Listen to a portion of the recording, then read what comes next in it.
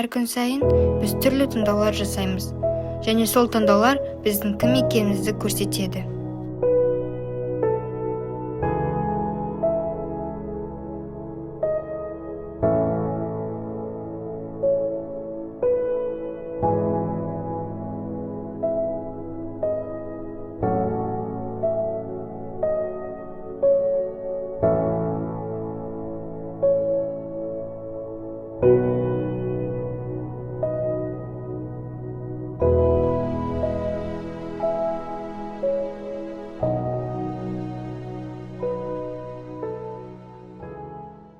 Сізді кімсің ба? Ой, айналайындарым, осы адал қасиеттерің жарық болсын, бақытты болыңдар. Сендер адал балдар болғасын, біздің еліміз қорғаныш болады, осындай жақсылық болады. Бақытты болыңдар, рахмет сендерге.